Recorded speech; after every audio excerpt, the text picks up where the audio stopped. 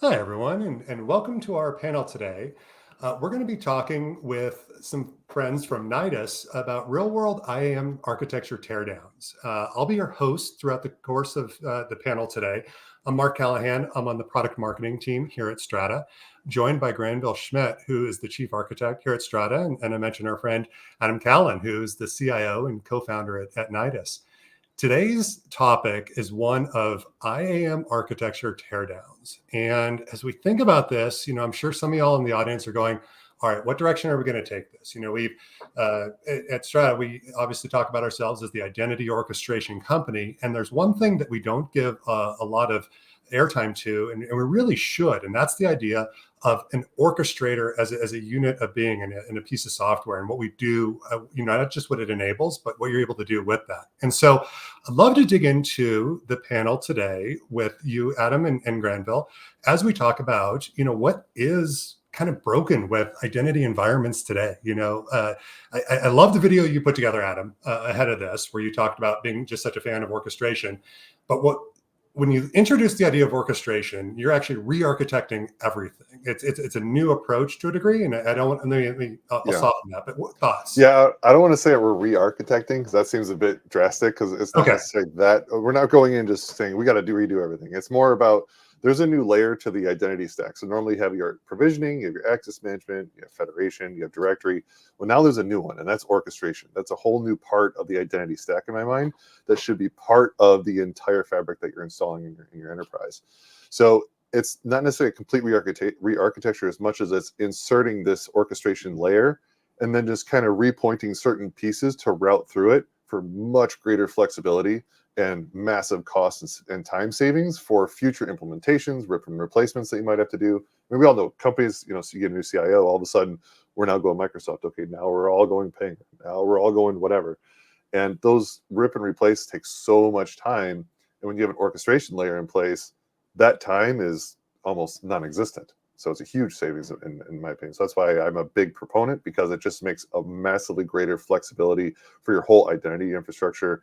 And then you can plug in other stuff like MFA and all kinds of other threat metrics type things you want to do, verification, whatever. And that's why I love it, is it allows much greater flexibility, and it greatly diminishes cost and time for any type of a migration or rip and replace that any type of company would ever want to do.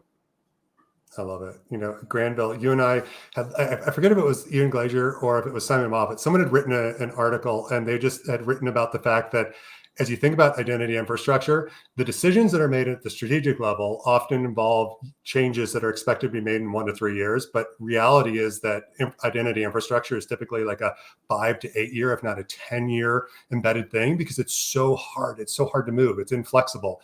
What we're suggesting is a new degree of flexibility. And I mean, you mentioned the word fabric, Adam. We talk about identity fabrics. Granville, what are your thoughts about, moving to this orchestrated architecture?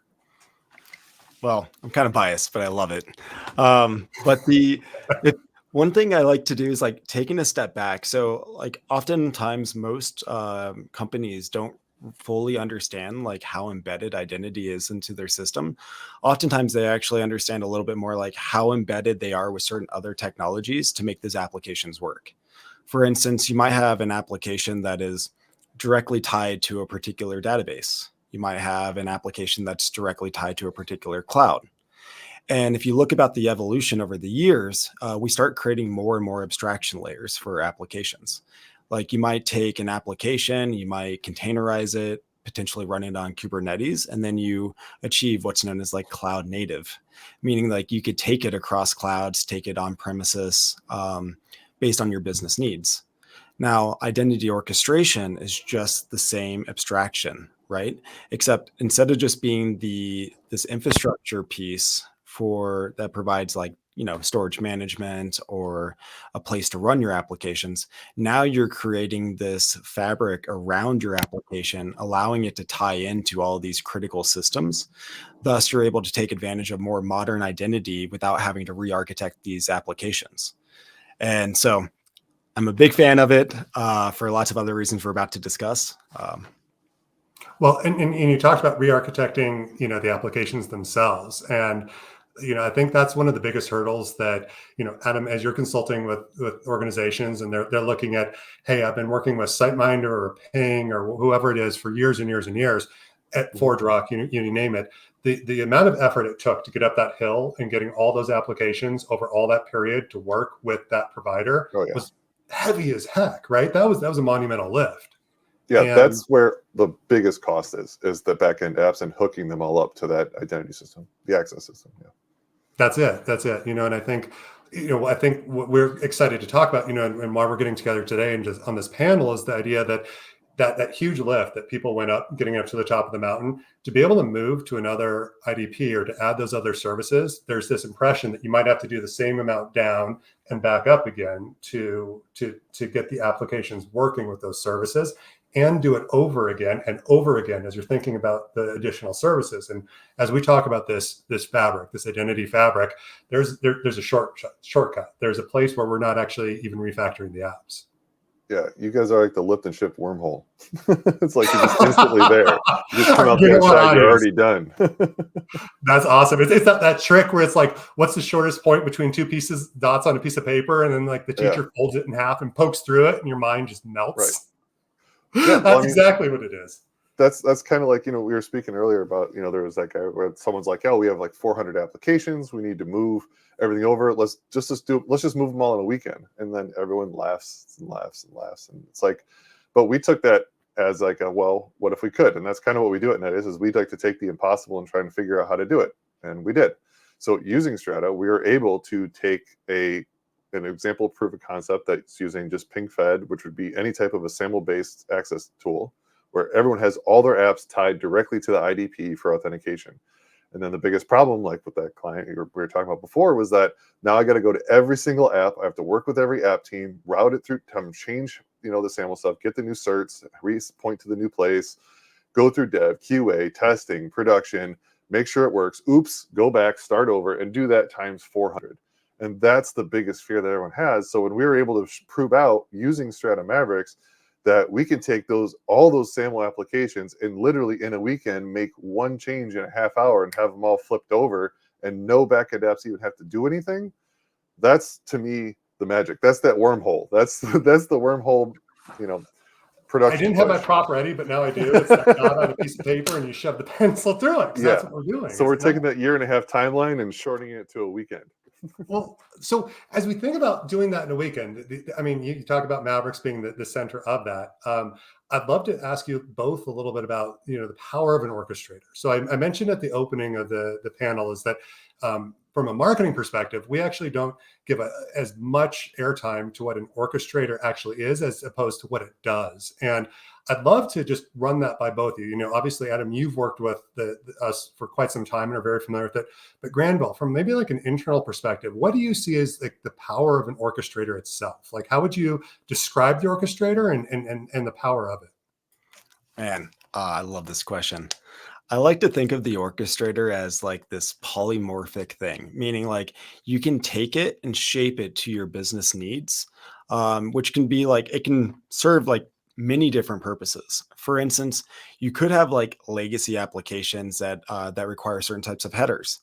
So the orchestrator can act as an identity-aware proxy, authenticate against whatever modern IDP that you have or modern IDPs that you have, enforce certain policies like MFA or certain types of access control, and then be able to provide that application the necessary like data it needs in a header to allow that application to understand who the end user is and do its own level of authorization internally. So it can act as an identity-aware proxy, but it can also act as so many other things, such as it can also be an OIDC provider. And what we mean by that is, while we're not an IDP, our orchestrator can be seen as an IDP for these applications. So by just enabling a few different switches, your applications can point to the orchestrator. The orchestrator is then configured with your IDPs, such as Okta, Entra ID, Ping Identity, and it's able to route those OIDC requests appropriately to those IDPs, but your applications are pointed at us.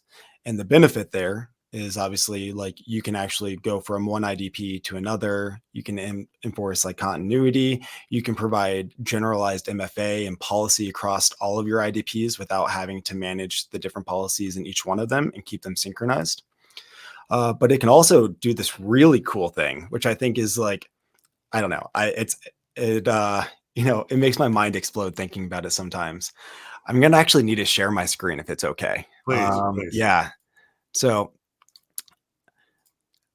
when we think about like super legacy applications, like whether it's like 10 or 20 years old, sometimes older, you might have applications that are directly tied to legacy directory services, like whether that's like an on-premises Active Directory or a different directory server.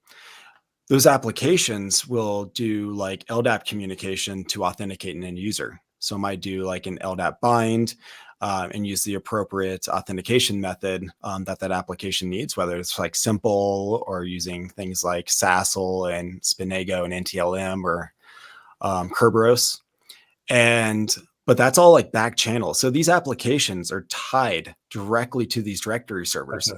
And so it's really hard without having to rewrite those applications to be able to say, hey, we want them to use like a modern cloud IDP that may not support that, right?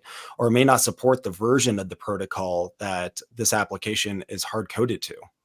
And so we can do this really cool thing where on the backside, we can be an LDAP provider acting like a directory server. And so that we answer the requests coming from that application and return the data that they require to run. But on the front side of that application, like if it's a web application, we can also act as an identity-aware proxy. So when an end user tries to access that application, we can actually intercept that traffic, stop that user from seeing the legacy login form, send them over to say Entra ID, Ping Identity, Okta, your IDP of choice, allow them to authenticate. And then when they hit the application, we will go through the authorization logic, and then we'll provide that application what it needs just in time, so that on the backside of that request from the end user, when the application makes a back channel request to a directory server, we're able to answer that request using the data that we got from the IDP. And so I like to think about it as like the sandwich, right? I was about to ask you gave us a hamburger. So bring us back to our hamburger here. Yes. Yeah. So I like to think about it as like squishing an application between orchestrators. So you have like an application on the front side, or in this example, the top side, which is an orchestrator acting as an identity-aware proxy. But on the back side, it's acting as a LDAP provider. Because like end user requests don't go directly to LDAP, they go to the application. And the application does these back channel requests in its own time to fulfill, like, say, a login request. And so if you think about it as squishing the application, it shows the power here of what orchestrators can do. Yeah. And it doesn't just have to be as simple as this. The topology here can be even more complex for even more complex enterprise applications. I dig it. You also Adam, please talk about how lightweight those orchestrators. I was just about to ask, because this sounds like, oh man, I have to set up all this infrastructure. This is like a juicy double. It's like massive, and it's going to take all these things, and it's just getting heavier and heavier. Yeah. Adam, tell us. Yeah. So, well, the way I can tell our clients about it is everyone's familiar with like an Apache reverse proxy. We use them everywhere, especially in the authentication space, right? Because that's where we're going to front end all our apps so they're not exposed. So the Apache reverse proxy, super simple to use. There's the one file that you can go in and you can just make changes right in that file, and it tells where to route the request. It's developer's dream. There's so simple, very lightweight. It does what it's supposed to do, and then just gets out of the way. The orchestrator is pretty much the exact same thing as how I see it. It's extremely lightweight that gets installed on there. It can also be run in containers too, but it acts as a reverse proxy. It grabs all the traffic, it intercepts it, and there's a file that you can edit that basically says the flow. And this is my favorite part about this, because I can throw that file into GitHub. I can change control the whole thing. It's super easy for me to see it and maintain it. I can change it between orchestrators in different environments, whatever. But when it hits, it says, okay, I'm trying to access this application. What do I do? Okay, well, I'm going to authenticate with IDP1, Entra. And then once that's done, I'm going to use MFA Duo. Now, if I'm going to application 2, I can say, well, actually, for this one, that's my SIAM app. So actually, I want people to authenticate with PingFed. And then I'm going to use MFA. We're actually going to use AWS, some custom Lambda SNS thing that we're going to do. And you can go as fine grain as individual applications. Like you can say, like, not just this app, but in this app with this path for this one specific image, we're going to have a completely different authentication scheme that's tied to it. And you do it all centrally within this one file. And you can put custom logic in there. That's the real open-ended thing, is it's like it has all this built in, but at one point you're like, you know what, I really wanted to make this webhook call out to this other thing. You can do it whatever you want, which makes it massively flexible, lightweight, scales horizontally as far as you could possibly need it on-prem, in the cloud, as a Docker. I mean, it's my favorite. I love hearing that. Well, and as we think about that, like contingency on the cloud, Granville, just, as we think about the architecture, there's the orchestrator as on its own. And then, we do have a UI that allows for configuration. I know that, Adam, you've done custom stuff outside of the UI as well. But as we think about that, there's no dependencies between those two. Is that right, Granville? That's correct. Yeah. So if you want, you can follow the single config file approach that that Adam is talking about. You could also configure it all via the UI. So maybe instead of like handwriting it, you can utilize our UI that's able to generate out the corresponding config for you, which then allows it to store it into a location of your choice. It could be like a block storage thing, such as like Amazon S3, for example. And then the orchestrator can reference that to get its latest updates for the config and reload. So no reliance there. The UI does make life simple for people that like to operate in Depending the UI. on the user, right? On who's interacting with it. So no special skills needed. Maybe even a marketing guy could do it, but I digress. And you can definitely plug this into your CI/CD pipeline, like Chef Puppet, all that kind of fun stuff. TeamCity builds. You can have this all part of your entire infrastructure workflow, so that you can be completely hands off for production deployments, for any changes or initial deployments as well, even. Well, I'd love to ask a question then. So, as we set out the agenda for today, we talked about, why an orchestrated environment is so important. We talked about the flexibility that people are getting out of this, and the ability to create their own identity fabric with both the services they have now and the ones they intend to add. Another thing I'd love to just get your take on, Adam, is, there's certainly orchestrators as a language, or identity orchestration. There's been a lot of talk in the market, and obviously there's, options that people have. And I'd love to get your take, having worked with both these products. If you're a Ping customer who's in a IAM scenario and you're planning to stay with Ping for a long time, something like DaVinci may be a good option for that user. But if you're looking at like a best of breed, want to switch vendors, you want to look at multiple IDPs, you want to have all this additional flexibility, I'd love to get your take, how the two compare. Sure. So we've worked with both, obviously, and they're both identity orchestrators, and but they do have a little bit of differences, right? So on the Ping side, it's completely SaaS based, so it's all in the cloud, which some clients prefer that. They're very cloud first. They don't want anything running locally at all. They want to route everything through the cloud. And that's kind of Ping's approach, right? Because when they acquired ForgeRock, they said, hey, look, all that ForgeRock stuff, that's going to be our on-prem stuff. All our Ping stuff will be our cloud stuff. And they really took that approach for the DaVinci side. So it's very cloud friendly. And so for those that are cloud first, that's a really good plus point for them. They do have just an astronomical amount of connectors that will connect into pretty much everything. I mean, they did put a lot of time and effort into building out just a massive library. And then they have the UI flow, which lets you build a custom UI for like custom login pages and stuff. But that's where I start to have my own personal hangups, because it's not as intuitive as they want it to believe. And a lot of people then jump on there and be like, oh, we're going to do the whole UI in this. And I don't think that's really the best thing. I think it's kind of like, to me, it's still kind of gimmicky at this point. It's not good enough. I think they should do it externally. So it's like, there's definitely pros and cons. But for me, I still love the fact that I can just pull this thing on-prem with that single file. Like that, to me, is just, it's so much better from my standpoint as a developer and an engineer that has to work with the stuff on a day-to-day basis. Because like, I don't want to learn how to do their custom language, or I don't want to learn how to do it their way. It's like, I just want to be able to just, I know how to write YAML. I know how to write JSON. I can write the language. I can just plop it in there and go. It's a little bit easier. But yeah, there's definitely pros and cons on both sides. But for me personally, what I choose and what I recommend, it's always been Strata pretty much in the orchestration space. Well, and I think you bring something up. We actually, Granville and I participated in a couple of Department of Defense conferences that actually were recently happened, and also a Black Hat event. And one of the key things in describing that was that, as we think about DaVinci being SaaS and us having this air-gapped architecture, is the Maverics orchestrator can work anywhere. Granville, you joke about it being on a spaceship or a submarine. There is no connection required, and that's actually critical as you start thinking about disconnected mode operations, as you need to be. Think about cruise ships, like something a little more realistic, right? I mean, you have Yeah. cruise ships, their entire cities floating out there in the middle of nowhere, and they may not have internet. Like they might not have Starlink yet. I don't know, but they're going to want something like they have an entire data center in those ships, and everything has to run on-prem. So if they want to throw in orchestration, it's pretty much going to have to be something that can go on-prem. Captain Schmidt, what do you think about that? Man, I love this. I mean, we've had our conversations with a lot of different cruise ship companies. But man, there's some of the pain points that you hear are different than you'd expect, right? Like, or maybe you expect.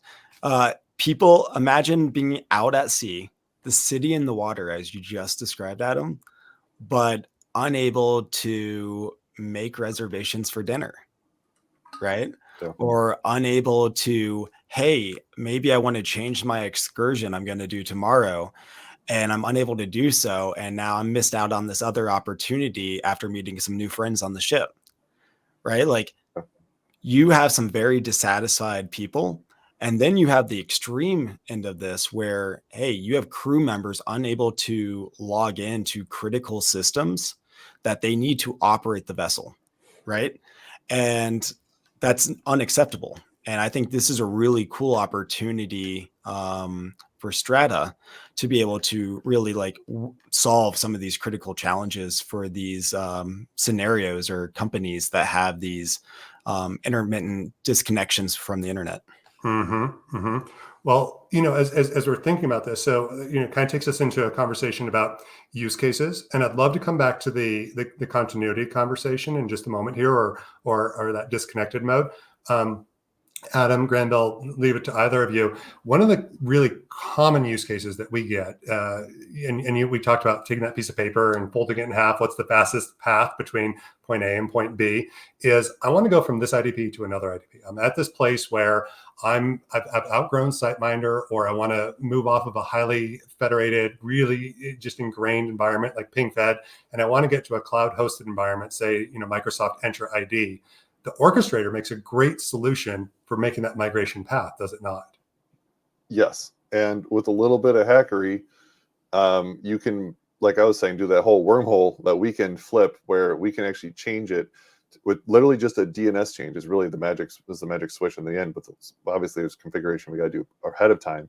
But with just a DNS change, all of a sudden, all those apps that were going to whatever for that IDP, they're just now being routed to the identity orchestrator.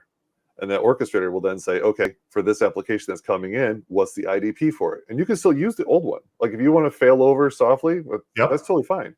But you can interject that identity fabric in the middle, and now you have this orchestration layer. And now you can slowly move our apps one at a time. You can test them all out, but you can do it centrally. The apps don't have to do anything. Like you, as the owner of the orchestrator, you can just change your policies to fit into the orchestrator and test them one at a time and move them over yourself. So now you don't even have to talk to these backend app teams. You can script a lot of it because you're using the same policies for a majority of the applications. So you can just copy and paste the majority of that. And it's super simple. We've built out, like I said, we built out the proof of concept. I'd love to see. I'll show you. Yeah, I guess. I just happen to have something. Hold on. It just is here. Through the magic of the internet and the videos, yes, we have something lined up. Okay, cool. So this is just a real quick demo. So we have a WordPress app that's just being currently fronted with PingFed. Okay. So what we're going to do is just log in with PingFed. You're going to see the PingFed login page, and it's pretty much what you would expect. This is an SP-initiated login, right? So I'm at WordPress. I go here. Now I'm seeing the PingFed login screen, all default out-of-the-box stuff. So we're going to go ahead and log in with a PingFed user, and as you would expect, yay, I'm logged in. The SAML assertion goes back and forth, and now I'm logged into WordPress. So now what we're going to do is we're using AWS here for this demo lab. So we're just going to go into the load balancer, and we're just changing the target group. So we're just going to change the routing to go from ping fed to the identity orchestrator. So the WordPress app is pointing to, let's just say idp.mycompany.com, right? So now all we're doing is changing where that's going to go. So now it's pointing to the Strata Maverics orchestrator. So now when we click the login with ping fed button, I mean, we didn't change the UI, you're actually being routed to the orchestrator, which is saying, well, now I want you to log in with AWS Cognito. So this is where any IDP can be. It can be Microsoft Entra, it could be Cognito, it can still be ping fed, it could be Okta, it could be any IDP, whatever you want to do. Yeah. Now we log in, and ta-da, we're back into WordPress. We had to change nothing on the SP side. The application just works. All we had to do was our production go live was just that, changing the target group on the load balancer, and now every backend app is now using the orchestration layer. That's awesome. And I think one of the things that you touched on that's probably resonating with our audience is the amount of time it takes politically to have those conversations with the app teams. If you're trying to make these changes happen, like that's the biggest time suck that people are facing. And what we're showing here is if you don't have to make changes to the app, you're taking this huge time element out of the equation. Yeah. You don't have to talk to them. They don't even have to know what you're doing. I'm loving orchestrators more and more. This is great. They really are cool, right? And so we promised the conversation was going to go one of why an orchestrated environment, that it's, what the power of the orchestrator is. We talked about a couple of use cases, but it's definitely not just I'm going to put an orchestrator in place to make this migration from, say, ping fed to Microsoft Entra ID. There's ongoing value of staying in the mix. And Granville, you talked about some of those other use cases. What else would I do then right after I've done migration? Oh man. Okay. Sorry, I'm going to nerd out so hardcore right now. So one of the, if you think about these applications that have identity embedded in them today, right?